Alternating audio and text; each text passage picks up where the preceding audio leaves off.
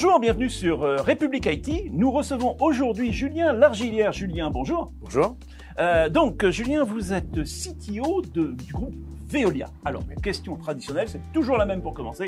Veolia, c'est quoi? Alors, Veolia, c'est une très grande compagnie présente dans 5 continents, plus de 50 pays, près de 65 business units, servant l'écologie et travaillant sur différents services tels que l'eau, l'énergie et les déchets. Et près de 215 000 collaborateurs actuellement. Et pour un chiffre d'affaires d'à peu près 45 milliards en prévisionnel. Donc c'est effectivement une très grosse entreprise. Ouais. Alors, le problème de cette très grosse entreprise, c'est qu'il y a quand même une IT centrale, groupe, mais dans chaque pays, il y a évidemment des propres réglementations et des propres exigences, il y a des besoins particuliers, il y a des concessions, puisque c'est souvent votre business. Donc comment est organisée votre IT? Alors, il y a naturellement c'est une entreprise décentralisée et nous tentons d'adapter en fait ce contexte à différents modèles, alors qu'on appelle souvent, il y a une approche globale, il y a une approche locale ou multilocale, et il y a ce qu'on appelle le glocal, qui est un peu l'entre-deux. Donc naturellement, il y a des services régaliens, ce qu'on appelle les services essentiels que nous fournissons au niveau du siège, au niveau du groupe. Ça peut être la partie finance, la partie collaborative, différents outils qu'on peut massifier à l'échelle. Mais il est vrai que nous rencontrons très régulièrement des contraintes locales de régulation, de nécessité d'autonomie sur les contrats délégués. Donc oui, c'est tout l'exercice complexe, mais en même temps fascinant, en diversité. On a parlé de la cybersécurité, c'est rattaché comment? Alors, elle est chez moi, mais d'un point de vue opérationnel. La partie, tout ce qui est au sens stratégie, guidelines, c'est rattaché à la sûreté. D'accord. Bon, ce qui est une séparation qui est assez classique dans beaucoup de groupes. Alors, du point de vue architecture, on va commencer par l'architecture applicative, et après on va rentrer sur l'architecture infra, parce là il y a des particularités. Alors, l'architecture applicative, vous en êtes où actuellement aujourd'hui, comme ERP, comme bureautique, etc. Alors, je pense qu'on pourrait citer l'ensemble des solutions qui existent sur le marché. Mais naturellement, sur SAP, notre ERP principal est sur cette technologie, mais nous avons aussi du Sage, du JD Edwards, des choses comme ça. Naturellement, nous essayons de massifier, de globaliser. Alors, c'est des projets qui sont quand même massifs, qui sont vraiment conséquents. Surtout que Veolia, c'est une entreprise qui fait énormément de croissance externe. Donc tout ce qui est au sujet surtout des carvines, en fait, à intégrer ces business process, ces process des fonctions support dans un seul et même ERP, ça prend du temps, mais c'est quand même l'ambition. D'accord. Donc en gros, quand même, beaucoup de produits centralisés pour tout ce qui est régalien, comme on dit. Mais vous avez également, par exemple, Salesforce, il est géré centralement, mais est-ce qu'il est implémenté centralement aussi? Alors, on a différentes instances SaaS qui sont réparties en fonction des spécificités locales. Mais par contre, le contrat est géré au niveau du groupe. Alors, on va venir par contre au niveau des infras. Alors, il se trouve qu'il y a quelques années, Veolia a été dans les pionniers du cloud. C'était une logique cloud first et presque cloud only dans tout ce qui était possible de mettre dans le cloud. Est-ce que vous avez conservé cette stratégie et où est-ce que vous en êtes?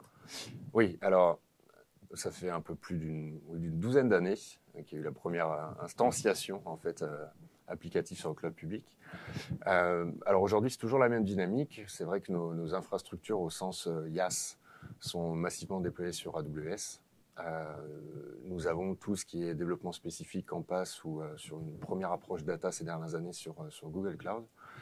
Et un nouveau partenaire est arrivé chez Veolia, Microsoft, qui était pas forcément très présent sur l'approche cloud, mais de par l'acquisition de Suez, nous avons hérité d'un périmètre conséquent. Donc aujourd'hui, on joue une stratégie cloud first, mais multi-cloud aujourd'hui, en essayant de tirer le meilleur de chaque partenaire pour avoir les meilleurs services. Besoins. Exactement. Alors, vous avez été aussi, bien évidemment, parce que vous avez été pionnier de ce déploiement massif du cloud, pionnier d'une approche de type FinOps.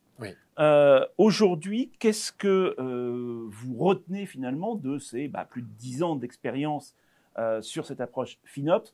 Et est-ce que, quand on est face à Microsoft, AWS, Google ou Oracle ou autres, Est-ce que finalement cette approche vous permet quand même de défendre un petit peu votre budget?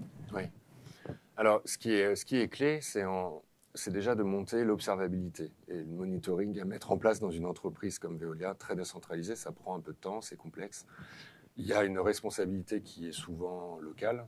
Donc notre rôle vraiment en groupe, c'est d'animer ces communautés, enfin FinOps sur nos hyperscalers, d'en proposer des recommandations et de suivre en fait l'avancement de ces ajustements. Donc aujourd'hui, on a tous les outils qui permettent d'optimiser et d'utiliser le cloud au juste nécessaire. Ça a toujours été notre philosophie, étant donné qu'une entreprise comme Veolia ayant pour ambition de devenir leader de la transformation écologique, si on ne fait pas preuve d'exemplarité sur l'IT, le message n'est pas forcément aligné. Mais en effet, c'est une approche qui est globalisée. Donc c'est au rendez-vous, ça se passe très bien. Par contre, pour être transparent, la problématique qu'on a, elle est davantage sur nos solutions SaaS. Les solutions SaaS, on a en parallèle de cette stratégie Cloud First, nous avions une stratégie SaaS First. Et 10 ans plus tard, lorsqu'on voit qu'actuellement, en fait, les prix des SaaS augmentent entre 7 et 9 points tous les ans, ça fait beaucoup. C'est des choses... voilà, ça fait beaucoup, c'est difficilement maintenable dans la durée. Donc, on met aussi en place des outils pour rendre de plus en plus efficient le pay-as-you-go et la notion de gestion des licences au sens SAM et vendor management sur tous ses partenaires. D'accord. Alors, vous avez évoqué là, il y a quelques instants le rachat de Suez en 2022. Alors, ça a été un petit peu compliqué. On n'est pas ici sur un média finance, donc on ne va pas revenir sur le psychodrame autour de ça. Ouais. Mais par contre, au niveau IT, ça a voulu dire absorber une partie de Suez, mais aussi se séparer d'une partie de Suez derrière. Ouais. Donc, comment ça s'est passé ? Ça a été un peu plus de 2 ans de projet, notion de carve-in, carve-out, parce qu'on doit ajuster et tenter de massifier ce qui est massifiable. L'apprentissage de l'acquisition de Suez sur l'IT, c'est qu'on a récupéré encore une fois un monde Microsoft assez conséquent. Que ce soit sur la partie device, que ce soit sur la partie serveur, que ce soit sur différentes technologies que ce soit sur la suite collaborative, que ce soit tout un tas de sujets. Donc c'est des transformations qui vont au long cours, mais on a malgré tout dû ajuster aussi notre approche SATA-WAD, qui était Secure Anywhere, Anytime, Any Device, mais très Google First et très Chromebook, pour s'enlever ses œillères et considérer aussi le périmètre conséquent de Microsoft pour, de manière un peu plus holistique, sécuriser nos assets, notre système d'information, la manière dont nous collaborons, la manière dont nous gérons les devices, dont les sécurisons. Enfin, c'est un ajustement ces dernières années. Parce que Veolia était très Google à tout point de vue. Oui. Alors, on a toujours eu à la marge, sur certaines fonctions, encore du PC, une empreinte Microsoft, mais elle a été exacerbée avec cette acquisition. Donc aujourd'hui, encore une fois, ça se passe très bien, mais on a changé, on a ajusté un petit peu notre stratégie pour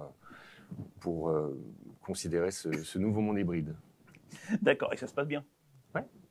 Bon, alors, autre sujet assez récurrent chez Veolia, c'est celui du travail avec les startups. Oui. Parce que le gros problème que toutes les startups ont quand elles travaillent avec des grands groupes, c'est en gros, le temps que le grand groupe prenne une décision, la startup, elle est morte. Donc, comment vous arrivez finalement à travailler avec des startups, parce que vous le faites, sans tuer la startup. Oui. Quelle bonne pratique il faut avoir ? Aujourd'hui, c'est davantage de la co-construction, de la collaboration, parfois de l'exclusivité sur certaines niches en fait, qui sont très métiers. C'est vrai que de racheter une start-up pour une boîte comme Veolia avec je ne vais pas dire la lourdeur, mais au sens positif du terme, je veux dire, c'est une grosse structure, c'est pas évident. Et le but, c'est pas non plus de freiner l'innovation et de tuer ces startups. Donc, on est davantage dans une approche, de co-construction et plutôt collaborative qu'une transaction financière pour posséder l'asset et de le tuer. C'est pas la volonté. Mais par exemple, il y a eu beaucoup de choses dans l'IoT. Donc là, effectivement, vous ne rachetez pas, mais vous utilisez. Oui. Mais la start-up a quand même besoin d'avoir des commandes, des rentrées. Oui. Et si vous mettez 2 ans à répondre, ils ont le temps de mourir. Oui. Justement, de ne pas penser à acquisition dès le premier jour, ça nous permet d'être plus véloce et plus rapide sur le déploiement de ces solutions-là. Nous avons un process général qui s'appelle Design Legal et Assessment, où en fait on fait un fond d'œil en fait, à la start-up, tant sur son business model que sur ses architectures, savoir si elles sont alignées avec les nôtres, savoir si, avec nos grands principes d'architecture d'entreprise, si ça rentre dans nos standards. Et ça nous permet après d'accélérer le déploiement et de monter des partenariats plutôt tactiques et à valeur pour l'entreprise. Très bien. Alors, autre sujet aussi récurrent, puis là, pour le coup, vous avez largement communiqué autour de ça. Je dirais, comme tout le monde, vous faites de l'IA et de l'IAG, Ouais. mais pas comme tout le monde. Vous avez utilisé vos propres infras pour déployer votre propre IA. Alors, comment vous avez fait et pour quelles raisons? Alors, c'est une aventure qui a commencé on va arriver à presque 3 ans, parce que le temps passe vite. Donc, c'est vrai que même de mon côté, en prenant mes fonctions au sein du groupe, il fallait un peu identifier ce game changer. Et puis, il est arrivé facilement à moi, dans le sens où, une semaine après, l'annonce d'OpenAI et de ChatGPT sur la place publique et pour tout le monde était disponible. Donc, on a réfléchi et trouvé un plan d'action pour adresser et proposer cette technologie au sein de Veolia, étant convaincu que ça allait bouger aussi très vite, on le voit, le temps nous l'a prouvé. Mais moi, j'ai toujours voulu qu'on monte une architecture au sens agnostique et qu'on ne soit pas loqué à gauche ou à droite, et qu'on ait l'opportunité, en fonction des avancées des uns et des autres, de pouvoir shifter facilement. Donc, c'est tout à fait l'approche qu'on a menée. Donc, on a déployé l'IA, des capacités d'IA générative dans un premier temps à des fins conversationnelles. Enfin, c'était les premiers modèles qui n'étaient pas forcément... c'est pas ce qu'on voit aujourd'hui avec l'Agentic AI. En 3 ans, il s'est quand même passé pas mal de choses. Mais s'appuyant sur des briques open source déployées sur nos infrastructures cloud native scalables, ça nous a permis très rapidement d'assumer un ramp-up et une adoption conséquente chez Veolia. Parce que, juste pour partager quelques chiffres, aujourd'hui, on a près de 70 000 utilisateurs actifs. Donc pour nous, c'est un vrai succès. Et on tend de plus en plus à déployer des cas d'usage pour nos métiers. Donc c'est vrai que dans un premier temps, on a servi l'employé. On a mené de l'acculturation à l'échelle, des formations, monté une gouvernance. Et la partie Customer et Operation, donc qui est vraiment le cœur business de Veolia. Aujourd'hui, on l'adresse de plus en plus avec des technologies autour des bases de connaissances, autour à pouvoir interroger la documentation sur certains assets d'une usine en langage naturel pour un opérateur, c'est vraiment disruptif.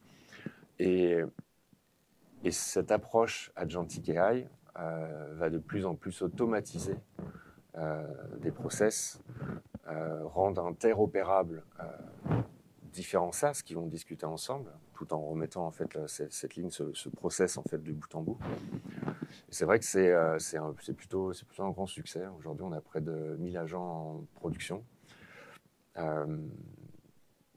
il y a une adoption qui est croissante de jour en jour. Donc c'est un vrai succès. Mais en tout cas, cette orchestration, que ce soit autant dans l'architecture, que ce soit l'orchestration des agents, on souhaite vraiment conserver cette agnosticité et conserver en centrale, parce qu'aujourd'hui, les technologies permettent d'interopérer d'agent ou agent avec différentes plateformes. De LLM, de changer d'agent, etc. Voilà.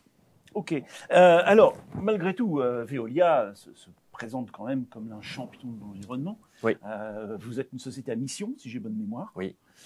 Et The Shift Project, début octobre, a diffusé un document qui rappelle combien, on va dire, l'IA, l'IAG et l'environnement, ça ne fait pas forcément très bon ménage. Ouais. Donc, comment vous arrivez, vous, à concilier, on va dire, un respect de l'environnement et le déploiement de l'IA, de l'IAG?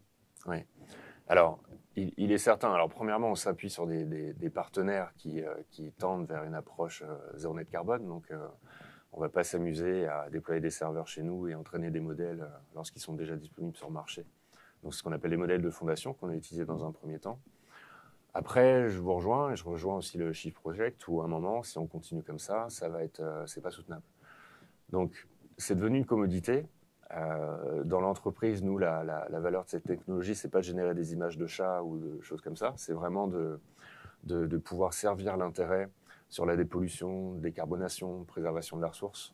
Donc, c'est l'intégration de ces technologies qui sert l'ambition de Veolia. je veux dire, l'équilibre entre l'empreinte carbone générée versus celle qui est gagnée, en fait, pour le coup, on est largement gagnant. Donc, mais c'est un vrai sujet et on tend aussi à, un peu comme l'approche FinOps sur le cloud, c'est-à-dire à utiliser au juste nécessaire ces technologies, de mesurer l'empreinte associée. On le fait ça depuis près de 2 ans et de se poser voilà, les bonnes questions lorsqu'on déploie ces modèles. Il y a 2 autres points.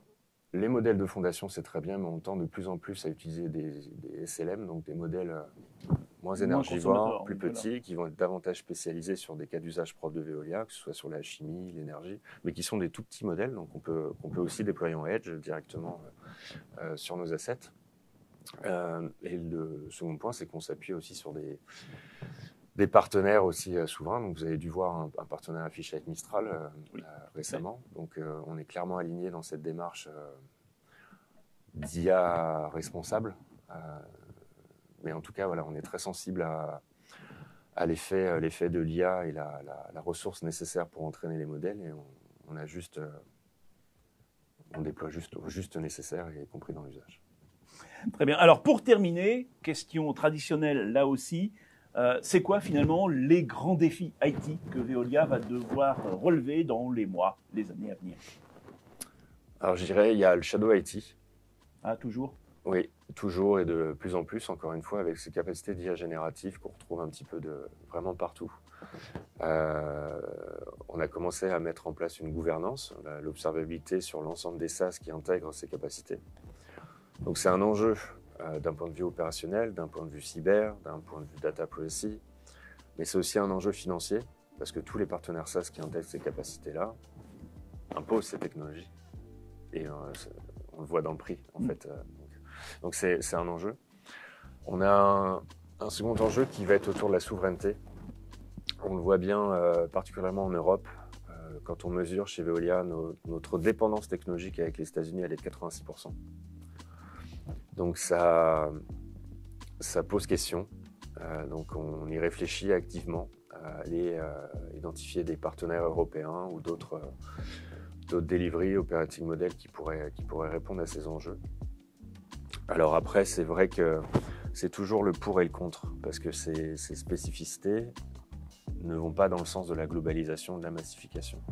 Donc c'est tout un équilibre à trouver, encore une fois, juste nécessaire à ne pas prendre de mauvaises décisions par rapport à une période qui pourrait être temporaire et que ça se décoince par ailleurs. Mais c'est vrai que là, de plus en plus, le contexte géopolitique nous fait poser pas mal de questions sur cette souveraineté nécessaire, et qu'elle soit en Europe ou qu'elle soit aux États-Unis ou en Asie, en fait, c'est les mêmes problématiques.